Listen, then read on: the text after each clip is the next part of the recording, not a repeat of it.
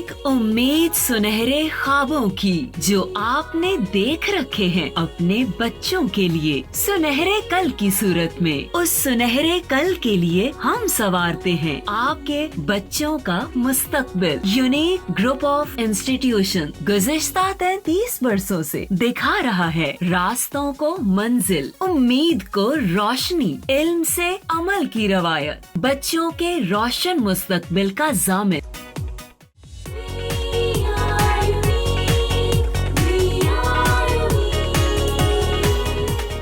बिस्मिल्लाहिर्रहमानिर्रहीम। My name is Sobia Amin. 9th class के online lecture series के बेटा नेक्स्ट लेक्चर के साथ आज हमारा लेक्चर नंबर है 36, जो कि चैप्टर नंबर 3 से रिलेटेड हम टॉपिक पढ़ रहे थे फ्रिक्शन, उसी से नेक्स्ट जो है वो टॉपिक है। ओके बेटा, तो हमने लास्ट लेक्चर में जो पढ़ा था वो था फ्रिक्शन के बारे में, limiting friction and cold weld के बारे में थोड़ा सा रीन्यू करा दूं ताकि आप लोगों को वो रिवाइज हो जाए। फिर नेक्स्ट आते हैं हम रोलिंग फ्रिक्शन पे। अच्छा बेटा, हमने जब फ्रिक्शन की बात की तो हमने क्या कहा कि जब भी टू सरफेसेज एक दूसरे के ऊपर स्लाइड ओवर होती हैं, दोनों के बीच में रिलेटिव मोशन होती है, जैसे मैं अपनी दोनों पाम्स को एक दूसरे के ऊपर रिलेटिवली मूव करा रही हूँ, स्लाइड ओवर करा रही हूँ, इन दोनों सरफेसेस के बीच में जो फोर्स मौजूद होती है जो कि इसकी मोशन को अपोज करती है, that is called the force of friction. The frictional force is the force of friction that opposes the motion of the moving objects. Force of friction depend upon many factors, and two factors जो हमने पढ़े थे कि in solids usually force of friction depends upon the nature of surfaces in contact and the pressing force between these two surfaces. तो pressing force के ऊपर depend करेगी और साथ नेचर ऑफ सरफेसेस के ऊपर डिपेंड करेगी, कितनी कोई सरफेस की नेचर क्या है, किस मटेरियल का बना हुआ है, क्या वो ग्लास है, ग्लासी शाइनिंग मटेरियल है, या फिर वो वुडन फ्लोर है, या फिर वो कंक्रीट का कोई मटेरियल है, या फिर वो कोई मेटल की सरफेसेस है। तो ये सारी जो है वो नेचर ऑफ मटेरियल के ऊपर डिपेंड करेगी और साथ से डिपेंड करेगी प्रेसिंग फोर्स के ऊपर। और साथ ही हमने कहा कि जो बेसिकली फ्रिक्शन होती है वो रफनेस की वजह से अराइज हो रही होती है। जितनी जो सरफेसेस रफ ज़्यादा होती हैं वहाँ फोर्स ऑफ फ्रिक्शन भी क्या होती है, ज़्यादा होती है। जिसमें हमने एग्जांपल ली थी कि अगर आपके पास एक ग्रासी ग्राउंड है, वहाँ आप एक बॉल को रोल डाउन करते हो तो बॉल थोड़ा सा डिस्टेंस कवर करती है और फाइनली क्या हो जाती है, स्टॉप हो जाती है। रीज़न क्या है कि ग्रासी ग्राउंड में फोर्स ऑफ फ्रिक्शन क्या होगी, ज़्यादा होगी। सेम बॉल अगर आप एक हाईली पॉलिश मार्बल फ्लोर के ऊपर रोल डाउन करते हो तो वो काफ़ी देर तक रोल डाउन होगी और काफ़ी ज़्यादा डिस्टेंस कवर करने के बाद फाइनली क्या हो जाती है, स्टॉप हो जाती है। अब रीज़न क्या थी कि जो मार्बल फ्लोर है वो स्मूथ है, इस वजह से उन दोनों सरफेसेस के बीच में यानी बॉल और उस मार्बल फ्लोर के बीच में फोर्स ऑफ फ्रिक्शन कम होगी as compare to the grassy ground. तो जो जितनी सरफेस रफ ज़्यादा होगी वहाँ फोर्स ऑफ फ्रिक्शन भी क्या होगी, ज़्यादा होगी। जो जितनी सरफेसेस जो है स्मूथ होंगी, पॉलिश्ड होंगी, स्मूथ सरफेसेस के बीच में जो है फ्रिक्शन कम होती है as compare to the rough surface. उसके बाद हमने कहा कि कोई भी सरफेस अगर हम उसको माइक्रोस्कोपिकली देखते हैं तो कोई भी सरफेस परफेक्टली स्मूथ नहीं होती। Every surface has pits and bumps, और वो पिट्स एंड बम्प्स जो हैं हमें आम आंख से नज़र नहीं आते, लेकिन हम उसको माइक्रोस्कोपिकली देखते हैं तो वहाँ पिट्स एंड बम्प्स होती हैं। एक सरफेस में भी पिट्स एंड बम्प्स होंगे, दूसरी सरफेस में पिट्स एंड बम्प्स होते हैं।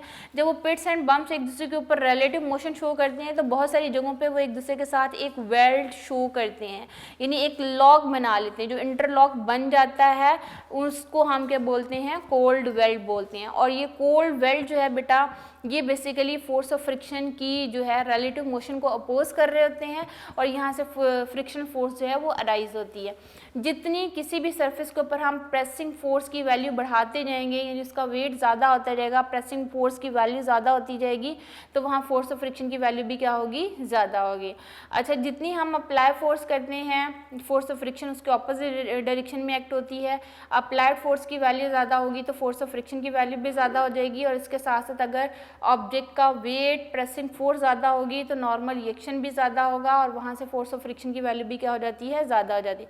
इसी वजह से बेटा हमारे पास एक हैवियर ऑब्जेक्ट है और एक लाइटर ऑब्जेक्ट है, उसको मूव कराना मुश्किल है। रीज़न क्या है कि उसकी प्रेसिंग फोर्स ज़्यादा होने की वजह से वहाँ जो फोर्स ऑफ फ्रिक्शन होती की वैल्यू होती है वो क्या हो जाती है, ज़्यादा हो जाती है। जो लाइटर सर्फेसेस हैं उसका वेट कम है, प्रेसिंग फोर्स कम है, प्रेसिंग फोर्स के कम होने की वजह से उनकी जो सरफेस के बीच में फोर्स ऑफ फ्रिक्शन फ्रिक्शन मौजूद होगी उसकी वैल्यू क्या हो जाती है, कम हो जाती है। तो प्रेसिंग फोर्स के बढ़ाने से फोर्स ऑफ फ्रिक्शन की वैल्यू क्या हो जाती है, ज़्यादा हो जाती है, और प्रेसिंग फोर्स के कम करने से फोर्स ऑफ फ्रिक्शन की वैल्यू क्या हो जाती है, कम हो जाती है। फिर हमने पढ़ा था लिमिटिंग फ्रिक्शन के बारे में। बेटा लिमिटिंग फ्रिक्शन क्या होती है, फोर्स ऑफ फ्रिक्शन की जो मैक्सिमम वैल्यू होती है that is called the limiting friction. और लिमिटिंग फ्रिक्शन भी जो डिपेंड करती है बेटा वो किस चीज़ के ऊपर डिपेंड कर रही होती है, that is the pressing force and the nature of surfaces के ऊपर डिपेंड कर रही होती है। साथ साथ बेटा हमने पढ़ा था कोफिशिएंट ऑफ फ्रिक्शन। और कोफिशिएंट ऑफ फ्रिक्शन क्या होता है, ये रेशियो है बेटा, basically coefficient of friction constant of proportionality होता है, और ये force of limiting friction and normal reaction के बीच में क्या होती है, एक रेशियो होती है, जो कि मैंने उस दिन लास्ट लेक्चर में डायग्राम ड्रॉ करके भी आप लोगों को बता दी थी बात। फिर से देख लीजिए, इसको रिन्यू कर लीजिए बेटा। ये हॉरिजॉन्टल स्मूथ सरफेस है, ये एक ब्लॉक है, अप्लाइड फोर्स इस डायरेक्शन में हमने अप्लाई की, फोर्स ऑफ फ्रिक्शन जो है इसके ऑपोजिट डायरेक्शन में एक्ट होगी, वेट डाउनवर्ड है, इसका रिएक्शन क्या है, अपवर्ड है, और reaction will be equal to weight, और वेट किसके इक्वल होगा, mg के इक्वल। एक्सपेरिमेंटली बेटा ये चीज़ ऑब्जर्व की गई है, जो फोर्स ऑफ फ्रिक्शन है that is directly proportional to normal reaction. यानी नॉर्मल रिएक्शन का मतलब क्या होगा कि वेट ज़्यादा है तो नॉर्मल रिएक्शन भी क्या होगा, ज़्यादा होगा। तो force of friction Fs is directly proportional to normal reaction, और यहाँ से फोर्स ऑफ फ्रिक्शन की वैल्यू निकालेंगे तो इक्वल एंड कांस्टेंट, और कांस्टेंट यहाँ क्या था बेटा, mu is called the coefficient of friction, और यहाँ से कोफिशिएंट ऑफ फ्रिक्शन की वैल्यू निकालोगे तो Fs डिवाइडेड बाय R आएगा। तो इसी से हम बोलते हैं what is the Fs, basically Fs क्या है बेटा, mu is equal to Fs divided by R। Fs क्या है आपके पास, लिमिटिंग फ्रिक्शन,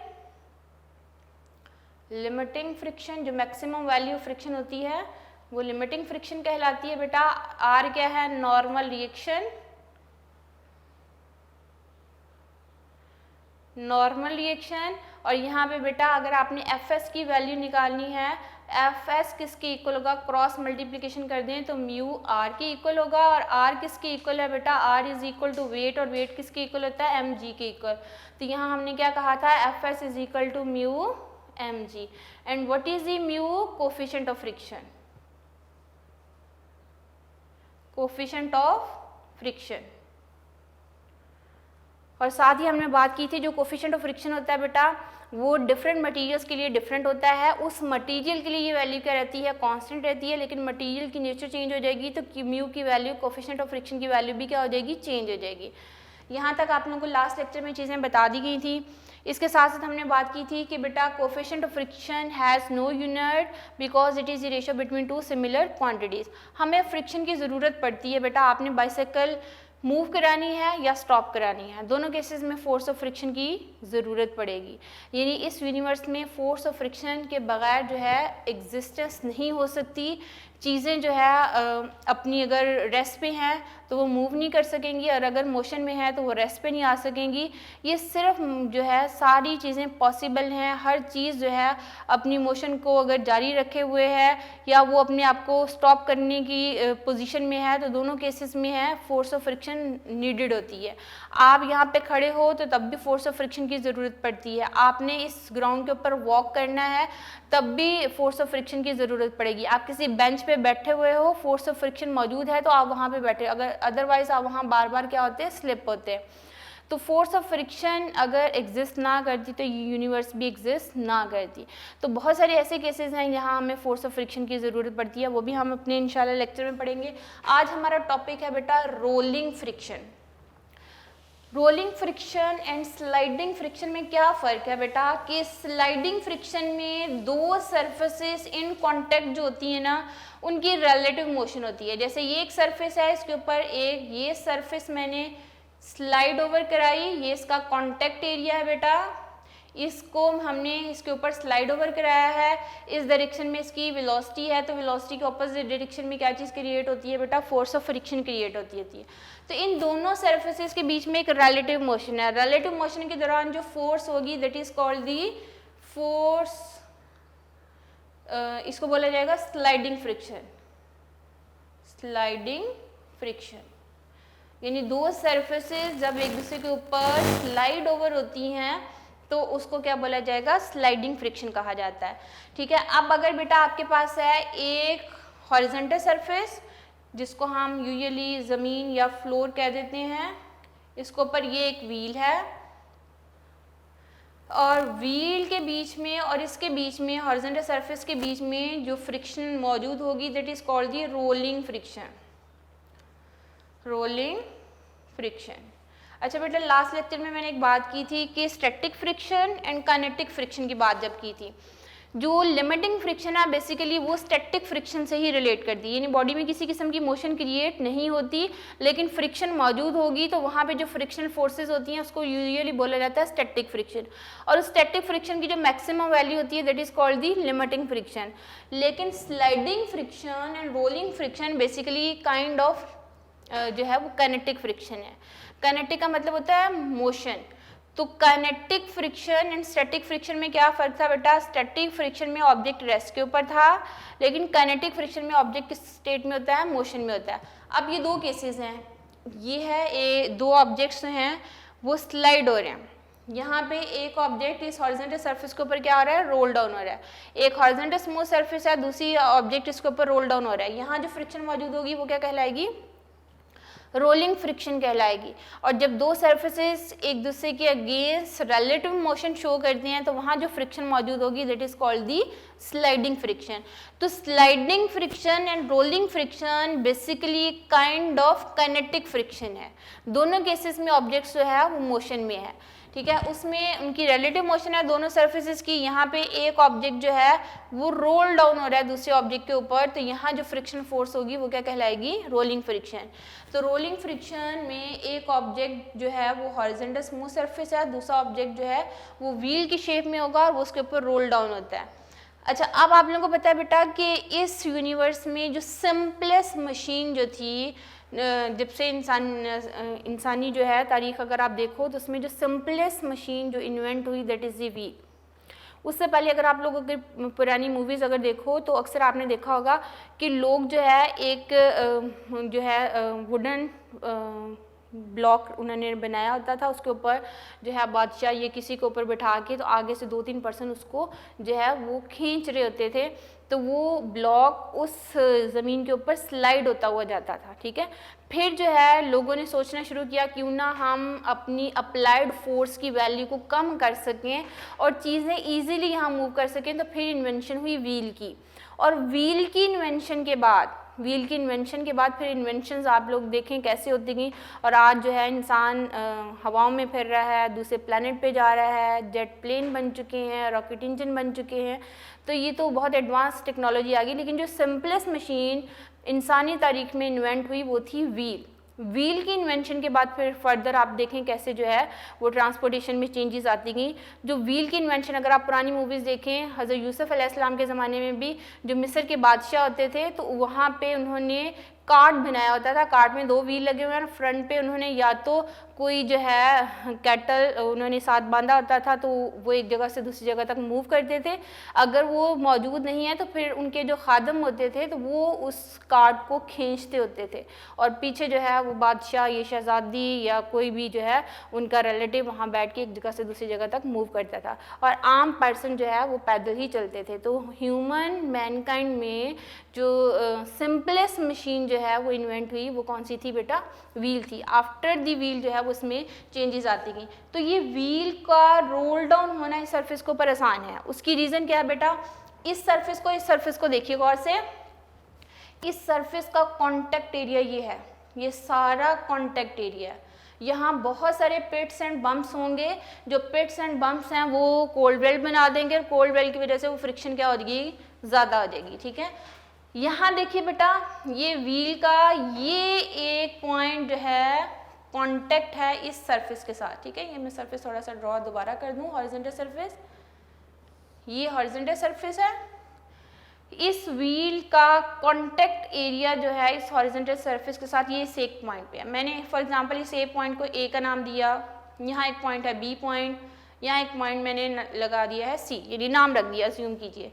अच्छा, अब ये व्हील जो है ना बेटा यहाँ से रोल डाउन हो रहा है, इसमें रोटेशन क्रिएट हो रही है।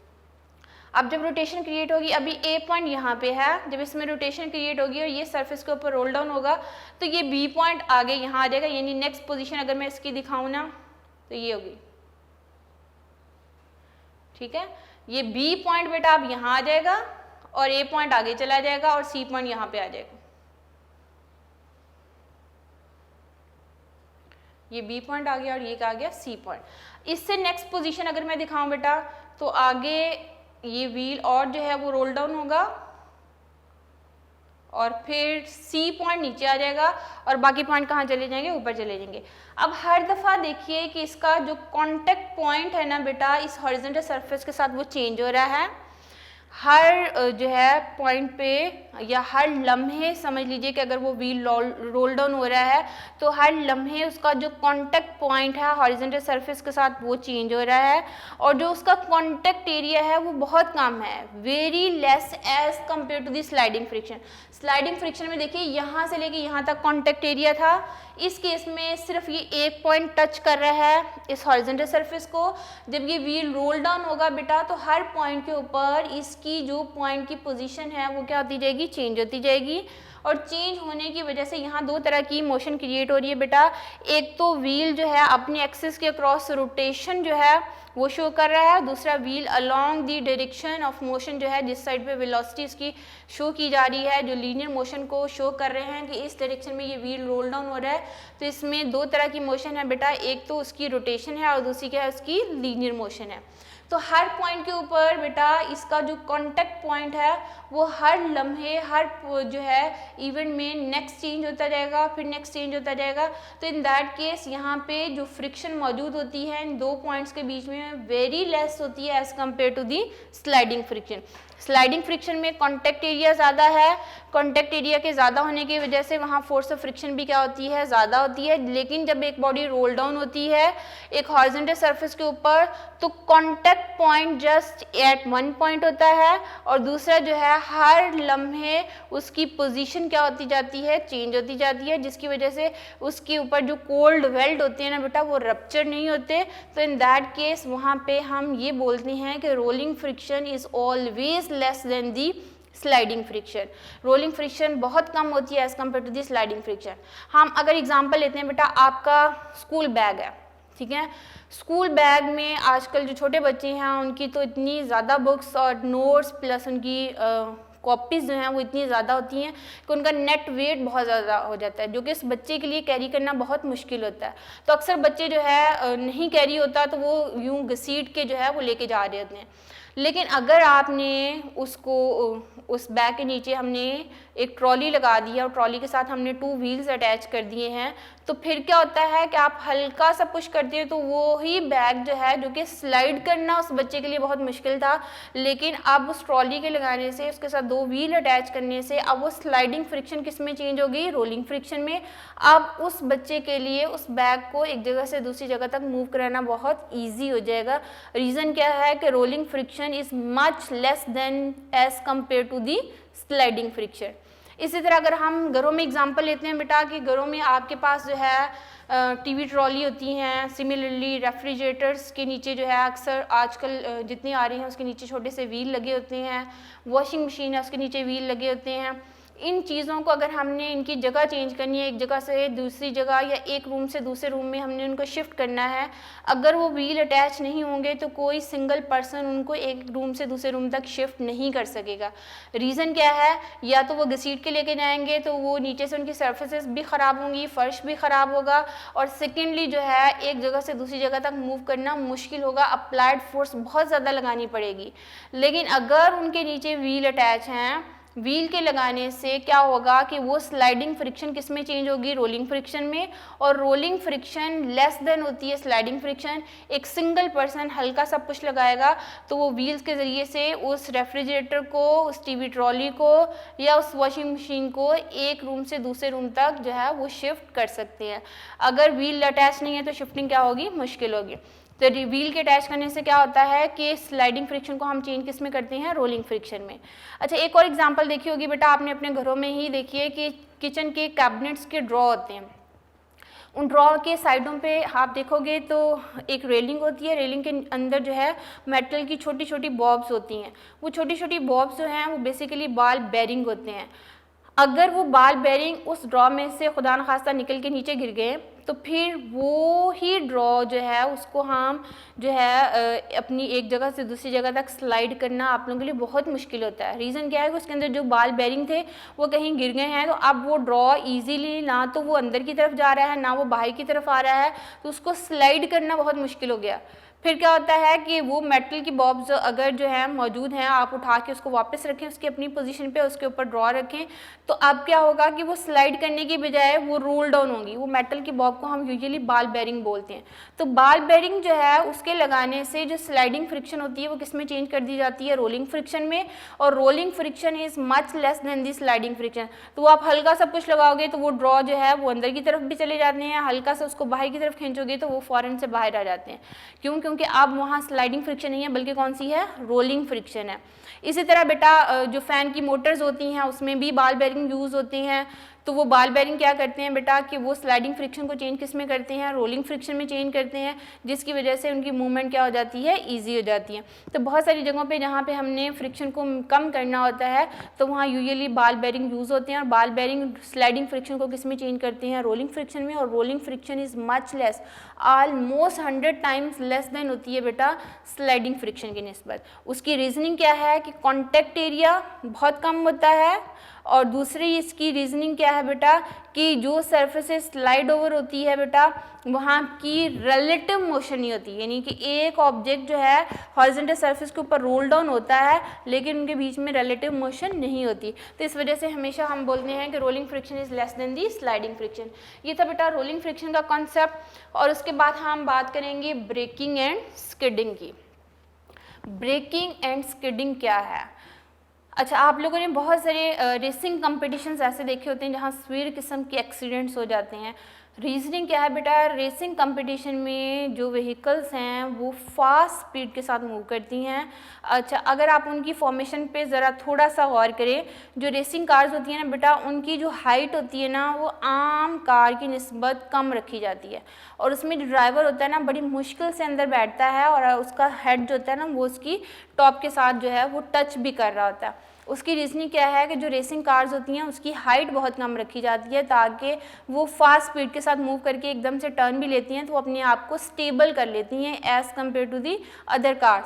जितनी किसी भी ऑब्जेक्ट की हाइट कम होती है, उसका सेंटर ऑफ ग्रेविटी कम होता है, तो उसमें स्टेबिलिटी भी ज़्यादा होती है। तो इसी तरह रेसिंग कार में जब ड्राइवर बेटा एकदम से अप्लाई कर देता ब्रेक, तो आपने उन गाड़ियों को स्किड होते हुए भी देखा होगा, स्वीयर एक्सीडेंट होते हुए भी देखा होगा, और सम टाइम ऐसा होता है कि उन गाड़ियों की लीनियर मोशन स्टॉप हो जाती है लेकिन उनकी रोटेशन, व्हील की रोटेशन जारी रहती है। तो फिर आपने देखा होगा वो गाड़ियाँ अगले व्हील्स के ऊपर वो यूं रोटेशन शुरू कर देती हैं। ठीक है, ये डिफरेंट टाइप्स हैं बेटा जिसमें ब्रेक किस तरह से अप्लाई हुए, कौन सी मोशन स्टॉप होगी, कौन सी मोशन जारी रही, इन चीज़ों का हम डिस्कस करते हैं बेटा ब्रेकिंग एंड स्किडिंग में। गाड़ी का ड्राइवर ब्रेक अप्लाई करता है, अगर तो ब्रेक अप्लाई की जा रही है स्लोली तो आप देखोगे आफ्टर कवरिंग सम डिस्टेंस गाड़ी फाइनली क्या हो जाएगी, स्टॉप हो जाएगी। लेकिन अगर उसी रोड के ऊपर बारिश हो गई है, बारिश आ गई है रोड एंड टायर के बीच में, यानी रोड एंड टायर के बीच में एक और लेयर आ गई, वो लेयर किसकी है, वाटर की। वाटर की लेयर आने की वजह से फ्रिक्शनल फोर्सेस कम हो जाती हैं। जब वो फ्रिक्शनल फोर्सेस कम हो जाती हैं बेटा तो आप उसी फोर्स के साथ जब ब्रेक अप्लाई करते हो तो अक्सर ये होता है कि गाड़ी स्लिप हो जाती है। गाड़ी स्लिप होके उसके बहुत सारे चांसेस होते हैं अगली गाड़ी के साथ टकराने के। तो इस वजह से कहा क्या जाता है, इंस्ट्रक्शंस क्या होती हैं कि अगर रोड वेट है तो फास्ट स्पीड के साथ मत मूव कीजिए और दूसरी गाड़ी के साथ एक प्रॉपर डिस्टेंस रखिए ताकि ब्रेक अप्लाई करते हुए गाड़ी स्लिप ना हो सके, और अगर खुदा न खास्ता स्लिप हो जाती है तो प्रॉपर डिस्टेंस अवेलेबल हो कि वो गाड़ी क्या हो जाए, स्टॉप हो जाए। अदरवाइज़ अगर वो प्रॉपर डिस्टेंस फ्रंट वाली गाड़ी के साथ मौजूद नहीं है तो बहुत सारे चांसेस होती हैं गाड़ी के स्लिप होके अगली गाड़ी के साथ जो है वो टकरा लेंगे। तो यहाँ पे बेटा जब ब्रेक अप्लाई की जाती है ना तो बेसिकली होता क्या, हमारे पास जो गाड़ी के व्हील की मूवमेंट है ना उसमें वेलोसिटी के कुछ कंपोनेंट्स होते हैं। यहाँ मैंने क्या लिखा बेटा कि the wheel of the moving vehicle has 2 velocity components, यानी जो व्हील है उसके कितने वेलोसिटी कंपोनेंट्स हैं, 2। ये एमसीक्यू भी पूछा जा सकता है कि हाउ मेनी कंपोनेंट्स और velocity components of a wheel while it is moving. दो कंपोनेंट है, कौन कौन से बेटा? Motion of the wheel along the road, यानी ये जो व्हील है ना, फॉर एग्जांपल ये व्हील है, ये है रोड, इस व्हील की रोटेशन होगी along the road. Motion of the wheel along the road है, यानी इस व्हील ने इस डायरेक्शन में मूव भी करना है और रोटेशन भी होनी है। ठीक है, ये दो चीज़ें हैं बेटा, एक रोटेशन है और एक क्या है? Motion of the wheel along the road, यानी इसमें लीनियर मोशन भी होगी और रोटेशन भी होगी। अब ये व्हील अपने एक्सिस के अक्रॉस क्या करता है? रोटेट भी करता है। तो यहाँ हमने क्या लिखा? Motion of the wheel along the road, और दूसरा कंपोनेंट कौन सा बेटा? Rotation of the wheel about its axis. ये दो चीज़ें हैं। अब व्हील जो है वो रोल डाउन हुआ, रोल डाउन होगा तो आगे आगे मूव भी करेगा और उसकी अपनी रोटेशन भी होगी। जैसे मैंने इस डायग्राम में बात की थी बेटा कि जो उसका कांटेक्ट पॉइंट होता है, हर अगले सेकंड में वो क्या हो जाएगा? चेंज हो जाएगा, और अगले सेकंड से नेक्स्ट सेकंड में फिर से वो क्या हो जाएगा? चेंज हो जाएगा। ए पॉइंट अगर पहले इन कांटेक्ट था तो फिर बी पॉइंट आ जाएगा, बी पॉइंट इन कांटेक्ट है तो फिर क्या हो जाएगा? सी पॉइंट आ जाएगा, फिर अगला पॉइंट आ जाएगा। तो हर दफ़ा उसका जो कांटेक्ट पॉइंट होता है वो क्या होता जाता है? चेंज होता जाता है, और वो व्हील जो है रोटेट करने के साथ साथ उसकी अगेंस्ट दी रोड जो है वो लीनियर मोशन भी होती है। लेकिन अगर रोड वेट हो तो फिर जो है इंस्ट्रक्शंस होती हैं कि स्लो स्पीड के साथ मूव कीजिए या फिर स्ट्रांगली ब्रेक अप्लाई मत कीजिए, स्लोली ब्रेक अप्लाई कीजिए, ताकि जो है वो इजीली गाड़ी स्टॉप हो सके और एक्सीडेंट की चांसेस कम हो। अच्छा, ये होता है बेटा कि समटाइम ऐसे होता है कि गाड़ी के ड्राइवर ने ब्रेक अप्लाई की, उसकी फ़ौरन से लीनियर मोशन स्टॉप हो गई, लेकिन रोटेशन क्या रही? जारी रही। और समटाइम क्या होता है बेटा कि रोटेशन फ़ौरन स्टॉप हो जाती है, लेकिन ड्यू टू इनर्शिया उसकी लीनियर मोशन क्या रहती है? जारी रहती है। जब उसकी लीनियर मोशन जारी रही और वो अगली गाड़ी के साथ जाके टकरा गया, या वो गाड़ी बहुत ज़्यादा जो है वो स्लिप हो गई, लेकिन उसकी व्हील की रोटेशन क्या होगी? स्टॉप होगी, तो ये क्या कहलाती है बेटा? स्किडिंग कहलाती है। यानी गाड़ी जो है वो स्किड करके आगे चलेगी, उसकी रोटेशन स्टॉप हो गई। वो अक्सर क्या होता है कि गाड़ी का ड्राइवर ने स्ट्रांगली ब्रेक अप्लाई कर दी, फ़ौरन फास्ट स्पीड के साथ मूव कर रहा था, स्ट्रांगली ब्रेक अप्लाई की, स्ट्रांगली ब्रेक अप्लाई की जाती है ना, तो बेटा रोटेशन फ़ौरन से क्या हो गई? स्टॉप हो गई, व्हील की रोटेशन स्टॉप हो गई। लेकिन ड्यू टू इनर्शिया बॉडी की स्टेट में थी, मोशन में थी, और ड्यू टू इनर्शिया वो मोशन में रहने की कोशिश करेगी, और बॉडी ने चूंकि हाई स्पीड अटेन कर ली हुई थी, तो इन दैट केस वो बॉडी जो है, यानी वो कार जो है काफ़ी डिस्टेंस तक क्या हो सकती है? वो स्किड हो सकती है। तो इसलिए रोड के ऊपर ड्राइव करते हुए क्यों इंस्ट्रक्शंस होती हैं? दिस इज़ ए लिमिट, इस लिमिट से आप अपनी गाड़ी की स्पीड को एक्सीड मत कीजिए, क्योंकि जब हम एक्सीड कर लेंगे तो खुदा न खास्ता फ़ौरन से ब्रेक अप्लाई की तो स्किड होने के चांसेस बहुत ज़्यादा हो सकते हैं। तो इन दैट केस एक्सीडेंट के चांसेस भी हो जाते हैं। तो इसकी रीज़न क्या है कि गाड़ी अपना डायरेक्शनल जो है वो लॉस कर चुकी होती है, तो फिर उसको कंट्रोल करना मुश्किल हो जाता है। तो ये थी बेटा ब्रेकिंग एंड स्किडिंग। इसमें अक्सर जो है एज ए लॉन्ग क्वेश्चन या एज ए शॉर्ट क्वेश्चन पूछा जाए तो आपने इसको पॉइंट्स की फॉर्म में लिख लेना। ब्रेकिंग क्या है, स्किडिंग क्या है, क्यों जो है वेट रोड के ऊपर इंस्ट्रक्शंस होती हैं कि स्लो स्पीड के साथ मूव किया जाए। उसकी रीज़न क्या है कि वेट रोड में रोड एंड टायर के बीच में बेटा आ जाता है लिक्विड, और लिक्विड की फ्रिक्शन कम होती है as compare to the solid. जब हम लिक्विड बीच में लेके आते हैं तो फिर ड्राई रोड एंड टायर के बीच में जो कोफिशिएंट ऑफ फ्रिक्शन होता है 1 होता है बेटा, लेकिन वही रोड जब हो जाती है वेट तो वो एकदम से 1 से वैल्यू रिड्यूस होकर 0.2 तक चली जाती है। तो फिर बहुत चांसेस होते हैं गाड़ियों के स्लिप होने के, जिससे स्पीड एक्सीडेंट कॉज हो जाते हैं। तो इसलिए इंस्ट्रक्शंस होती हैं कि वेट सीज़न में गाड़ियों की स्पीड कम रखी जाए और फिर दूसरी गाड़ी के साथ एक प्रॉपर डिस्टेंस रखा जाए, तो तब जो है आप इन एक्सीडेंट से बच सकते हैं। ये बेटा ब्रेकिंग एंड स्किडिंग ये एज ए शॉर्ट पूछ लिया जाता है। और रोलिंग फ्रिक्शन में define rolling friction, why rolling friction is less than the sliding friction, इन चीज़ों के बारे में अक्सर क्वेश्चन आ जाता है। तो रोलिंग फ्रिक्शन की आपने डेफिनेशन लिखनी है। रोलिंग फ्रिक्शन क्या होती है बेटा? It is the force of friction between a rolling body and the surface over which it rolls. मैं यहाँ लिख भी देती हूँ कि what is the rolling friction. Rolling friction की डेफिनेशन क्या है बेटा? It is the force of friction between a, ये आपकी बुक के टॉपिक में नहीं है लेकिन समरी में ये डेफिनेशन मौजूद है, इसको वहाँ से लर्न कर लीजिएगा। Rolling friction is the force of friction rolling friction is the force of friction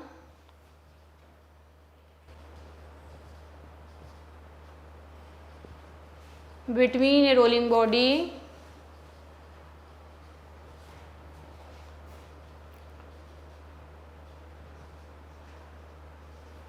and the surface over which it rolls. Rolling friction is always less than the rolling friction is always less than sliding friction.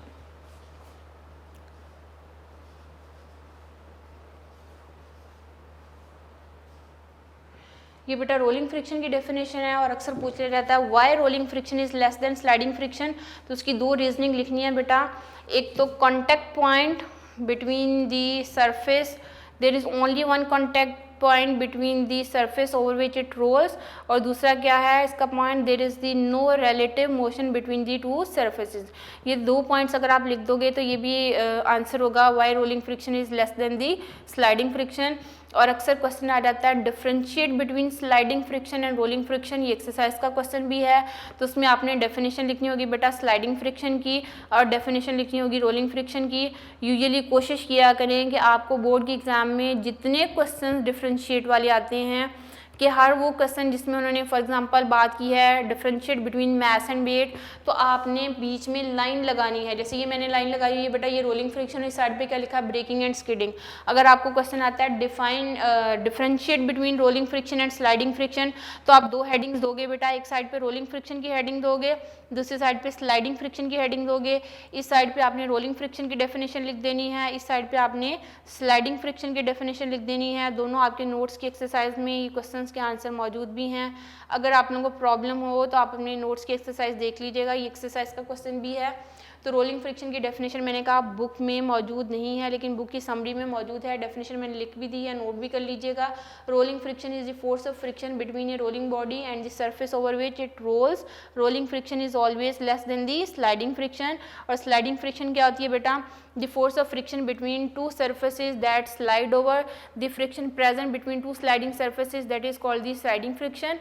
And in sliding friction the both surfaces has relative motion against each and other, and there is the large contact point between these two surfaces, so that's why sliding friction is always greater than the rolling friction. Rolling friction is less than the sliding friction, but sliding friction is greater than the rolling friction. ये इसका answer हो सकता है, आप इसको लिख लीजिएगा बेटा।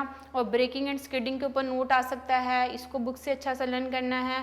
और उसकी रीजनिंग बेटा आप लोगों को मैंने बता दी है। दो तरह के वेलोसिटी कंपोनेंट होते हैं, एक है बेटा motion of the vehicle along the road, यानी रोड की तरफ उसने मूव करना है विद लीनियर मोशन, और दूसरा क्या है that is the rotation of the wheel. Rotation of wheel से भी क्या होता है कि जो गाड़ियों के बेटा व्हील होते हैं ना, अगर आप गौर से देखो तो उनके ऊपर एक डिज़ाइन होता है, हर व्हील के ऊपर एक डिज़ाइन एम्बेडेड होता है। अगर वो डिज़ाइन जो है वो फ्रिक्शन की वजह से एक साल अगर गाड़ी के मूव कर रही है तो उसके टायर जो है वॉर्न आउट हो जाते हैं, यानी उसके ऊपर जो डिज़ाइन है ना वो घिस जाता है, वो ख़राब हो जाते हैं, वो थ्रेडेड जो होते हैं, तो फिर गाड़ी के स्लिप होने के, स्किड होने के चांसेस बहुत ज़्यादा आ जाते हैं। तो क्यों कहा जाता है कि गाड़ियों की मेंटेनेंस बहुत ज़रूरी है। चेक कर लीजिए कि गाड़ियों के टायर्स के ऊपर जो थ्रेडेड हैं, जो डिज़ाइन एम्बेडेड है, अगर वो वॉर्न आउट हो गया है तो गाड़ियों के टायर फ़ौरन से चेंज कीजिए, क्योंकि अगर वो थ्रेडेड जो है वॉर्न आउट हो गए हैं तो फिर रोड एंड टायर के बीच में फोर्स ऑफ फ्रिक्शन कम हो जाती है। जब फोर्स ऑफ फ्रिक्शन कम हो जाती है ना बेटा, तो गाड़ियों को स्टॉप करना मुश्किल हो जाता है। तो friction is needed to stop the body and friction is also needed to move the body. ये दोनों चीज़ें जो है वो साथ लेके चलते हैं, तो फिर ही वो बॉडी स्टॉप हो सकती है और बॉडी मूव कर सकती है। तो इसके अगर हम एग्जांपल लेते हैं ना बेटा, कि समटाइम ऐसा होता है कि बारिश की वजह से ज़मीन अगर कच्ची है तो कीचड़ हो जाता है, और कीचड़ में लोग बार बार स्लिप क्यों होते हैं, उसकी रीज़न क्या है कि वहाँ फ्रिक्शनल फोर्सेस कम हो जाती हैं। अगर किसी की गाड़ी का टायर किसी मड में, कीचड़ में फंस जाए तो आप देखोगे कि वो टायर एक ही जगह पे रोटेशन शो करता है, वो आगे लीनियर मोशन शो नहीं करता। तो उसका बेस्ट मेथड क्या होता है कि आप नीचे कुछ ईंटें या कुछ और जो है ऐसी चीज़ें अगर आपको आसपास मिल रही हैं जिससे फ्रिक्शन अराइज होती है, या फिर और खुश्क मिट्टी या रेत या बजरी ला के उस जगह पे डाली जाएगी, तो फिर वो टायर जो है वो अपनी लीनियर मोशन को शो करता है। तो ये काफ़ी सारी चीज़ें हैं जो कि फ्रिक्शनल फोर्सेस को इंक्रीज़ कर सकती हैं। कुछ चीज़ें ऐसी हैं जिनसे हम फ्रिक्शन फोर्सेस को डिक्रीज़ कर सकते हैं। तो फ्रिक्शनल फोर्सेस सिचुएशन पर डिपेंड करता है बेटा कि हम किस किस्म की सिचुएशन में जो है मौजूद हैं। क्या हमें फ्रिक्शन को कम करने की ज़रूरत है या फ्रिक्शन को ज़्यादा करने की ज़रूरत है। जैसे मैंने अभी सिंपल सी एग्जांपल ली कि अगर आपकी गाड़ी का टायर कीचड़ में फंस गया तो वहाँ फ्रिक्शन को इंक्रीज़ करने की ज़रूरत है। वहाँ फ्रिक्शन को इंक्रीज़ करना है तो कोई बजरी, कोई ईंट, कोई इस तरह की चीज़ें ला के टायर के आगे रखेंगे तो वहाँ फ्रिक्शन फोर्सेस अराइज हो जाएंगी। फ्रिक्शन फोर्सेस के अराइज होने से वो गाड़ी आगे की तरफ मूव करेगी। अक्सर आपने देखा होगा कि स्नोफॉल के सीज़न में रोड एंड टायर के बीच में स्नो की लेयर आ जाती है, जिससे जो है वो स्नो मेल्ट हो रही होती है, तो वाटर की लेयर भी बीच में आ जाती है, तो गाड़ी में बहुत ज़्यादा स्लिप होती हैं। ठीक है, तो अक्सर आपने देखा होगा गाड़ियों के ऊपर उन्होंने एक जो है मेटालिक जंजीर चढ़ाई होती है। वो क्या करती है कि वो ग्रिप जो है वो बढ़ाती है रोड एंड टायर के बीच में। वो ग्रिप के बढ़ने से फोर्स ऑफ फ्रिक्शन भी बढ़ रही होती है। जो force of friction basically vehicles के केस में हम बात करते हैं तो बेसिकली ग्रिपिंग फोर्स होती है। तो वो ग्रिपिंग फोर्स के इंक्रीज़ होने से वो गाड़ी फिर वहाँ स्लिप नहीं होगी, बल्कि वो आगे की तरफ अपनी अलोंग दी रोड जो है वो मोशन शो करेगी। ये कुछ चीज़ें हैं बेटा कि हमने अगर वॉक करना है तो फ्रिक्शन की ज़रूरत पड़ती है, हमने अगर स्टॉप करना है तो फ्रिक्शन की ज़रूरत पड़ती है, और वेट रोड के बीच में और टायर के बीच में फ्रिक्शन कम होती है as compare to the dry road. तो इन चीज़ों को आपने साथ साथ जो है वो लर्न करना है। इनसे जो है क्वेश्चन बहुत सारे राइज होते हैं। How does we can stop a body, how can we move a body, for does there is the frictional force needed और नॉट। इस तरह के क्वेश्चंस अगर आपसे पूछे जाते हैं तो आंसर येस में होना चाहिए। Yes, force of friction is needed to move a body and force of friction is needed to stop a body. आप यहाँ पे खड़े हैं, फोर्स ऑफ फ्रिक्शन की ज़रूरत पड़ेगी। आपने यहाँ से आगे की तरफ मूव करना है तो फोर्स ऑफ फ्रिक्शन की ज़रूरत पड़ेगी।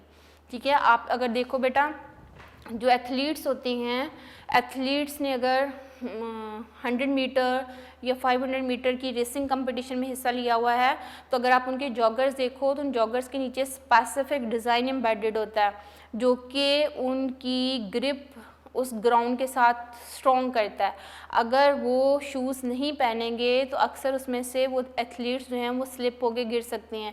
तो अगर उन्होंने रेसिंग कंपटीशन में हिस्सा लिया है तो उनको स्पेसिफिक एथलीट शूज़ ही पहनने पड़ेंगे अगर उन्होंने उस रेस को विन करना है। अगर वो शूज़ नहीं पहनेंगे तो उनकी ग्रिप ग्राउंड के साथ वीक हो जाएगी। ग्रिप के ग्राउंड के साथ वीक होने से उनके गिरने के, उनके स्लिप होने के चांसेस ज़्यादा हो जाते हैं। तो वो एथलीट शूज़ जो पहनते हैं वहाँ डिज़ाइन एम्बेडेड होता है, ग्राउंड के साथ ग्रिप ज़्यादा होने की वजह से वो रेसिंग कंपटीशन को इजीली विन कर सकते हैं। ठीक है, तो अगर आप एक और एग्जांपल लें बेटा तो आपने देखा होगा कि अगर आपके शूज़ बहुत ज़्यादा पुराने हो गए हैं तो उनका नीचे जो डिज़ाइन, सोल के ऊपर जो डिज़ाइन एम्बेडेड होता है ना, वो वक्त के साथ साथ फ्रिक्शन फोर्सेस की वजह से वो घिस जाता है, वो सोल प्लेन होना शुरू हो जाता है। जब वो सोल प्लेन होना शुरू हो जाता है ना तो आप अगर मार्बल फ्लोर के ऊपर चलोगे तो आपका पाँव बार बार स्लिप होता है। उसकी रीज़न क्या हुई कि वो उसके ऊपर जो डिज़ाइन था वो वॉर्न आउट हो गया। अब वो सोल जो है वो प्लेन हो गया, स्मूथ हो गया। स्मूथ होने की वजह से फ्रिक्शन फोर्सेस कम होगी, फ्रिक्शन फोर्सेस कम हो गई हैं जिसकी वजह से वहाँ पे स्लिपिंग जो है वो ज़्यादा हो जाएगी और वहाँ पे चलना मुश्किल हो जाएगा। ठीक है, तो मूव करने के लिए एक प्रॉपर फोर्स ऑफ फ्रिक्शन की ज़रूरत पड़ती है। तो ये थी बेटा इस टॉपिक से रिलेटेड कुछ बातें जो कि मैंने आपके साथ डिस्कस की हैं। इंशाल्लाह आप इस टॉपिक को लर्न कीजिए। रोलिंग फ्रिक्शन है, ब्रेकिंग एंड स्किडिंग का टॉपिक आज मैंने करवाया, इसको बार बार पढ़िए। लर्निंग जो है स्ट्रॉन्ग हो सकती है, लेकिन वो स्ट्रॉन्ग कैसे होती है बेटा कि वन टाइम प्रैक्टिस नहीं, कई दफ़ा प्रैक्टिस करी जाती है। एक स्टूडेंट है वो कहता है कि मैंने वन टाइम इसको रीड आउट कर लिया, मुझे याद हो गया, लेकिन एक स्टूडेंट जो है वो सेम टॉपिक 5 टाइम रीड करता है, रीड करने के बाद उसको लर्न करता है, लर्न करने के बाद उसको लिख के देखता है। क्या दोनों स्टूडेंट बराबर हो सकते हैं? कभी नहीं बराबर हो सकते। Practice makes a man perfect. आपने गुड मार्क्स लेने हैं। फिज़िक्स ऐसा सब्जेक्ट है जो कि 100 मार्क्स आप लोगों को देता है। अगर आपने 100% मार्क्स लेने हैं तो फिर प्रैक्टिस नीड है, और practice makes a man perfect. आप बहुत दफ़ा इसकी प्रैक्टिस कीजिए। हर टॉपिक जो आप लोगों को पढ़ाया जाता है उसको अच्छा से लर्न करके बार बार लिख के देखिए। आप लोगों के जिस दिन टेस्ट होते हैं उसको फिर से लर्न कीजिए। इंशाल्लाह आप 100% मार्क्स अटेन कर सकते हैं। जस्ट कुछ की पॉइंट्स होते हैं जिनको आपने अपने माइंड में रखना होता है। इन चीज़ों को फॉलो अप कीजिए बेटा। इंशाल्लाह अपना बहुत सा ख्याल रखिए। नेक्स्ट लेक्चर के साथ फिर हाज़िर होंगे। तब तक के लिए अल्लाह हाफ़िज़।